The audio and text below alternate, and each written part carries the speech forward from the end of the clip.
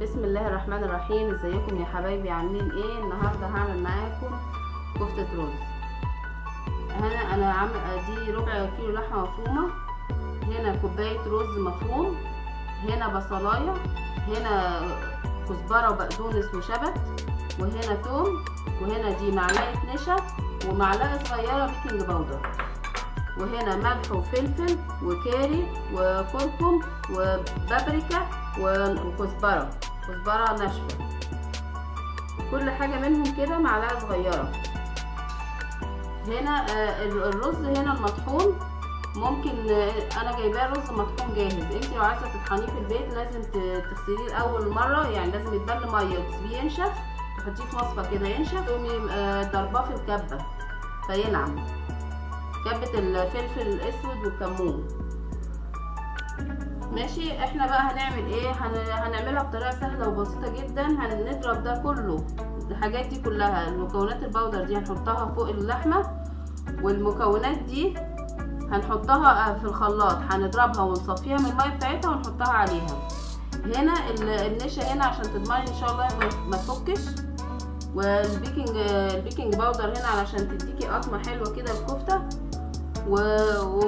والثوم ده بيديها طعم طبعا. الحاجات دي كلها هنضربها في الخلاط، او تضربيها في الكبه ناعم جدا وتحطيها عليها وتعجنيها. زمان كانوا بيعملوها ازاي عندنا، يعملوها وبعدين يقعدوا يدقوا فيها، يفرموها كلها على بعضها ويقعدوا يدقوا فيها.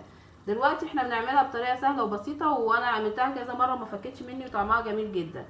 هروح اضرب الحاجات دي في الخلاط وارجع لك تاني.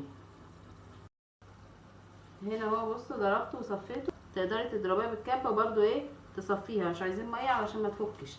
هنحطها بقى هنا، هنحط لها النشا بودر، ونحط الرز المطحون، ونحط الملح والفلفل والبهارات بتاعتنا، وتقدري تغيري في البهارات زي ما انت عايزه، وحاولي تظبطي نفسك في الملح، يعني انت شوفي الملح بتاعها هيبقى ايه.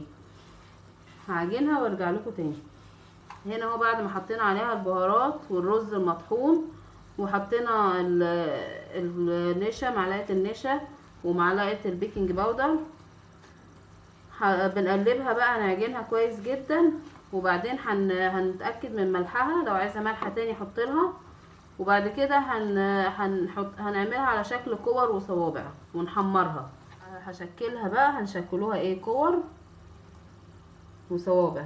بصوا كور كده صغيره، لان هي لما بتتحط في الصلصه بتنفش، بتكبر شويه طبعا، لان الرز بيشرب من الصلصه فبيكبر، فبحب اعملها كور صغيره. وممكن صوابع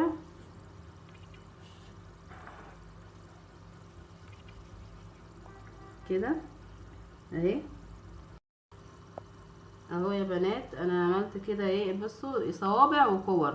هخلص الكميه واحمرها في الزيت عادي، يعني هحمر دي، هخلصها واحمرها في الزيت وارجع لكم تاني نشوف هنعمل فيها ايه. هنا بعد ما حمرنا كفته الرز اهي، عايزه اقول لكم نصها بتاكل بعد ما اتحمرت، يعني الاطفال بتحبها قوي متحمره، بيبقى طعمها جميل. هنا بقى هعمل لها الصلصه بتاعتها. بصي بصلايه صغيره وفصين توم، بس بصلايه صغيره متقطعه وفصين توم، هنحمرهم هنا كده.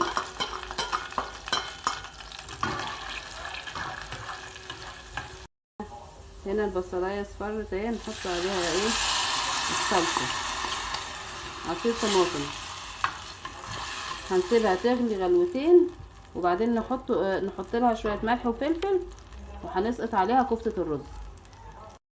هنا هي غلت غلوتين، نحط لها ملح، شويه ملح صغيرين وفلفل اسود، وغلت غلوتين، وهنحط بقى ايه، كفته اهي.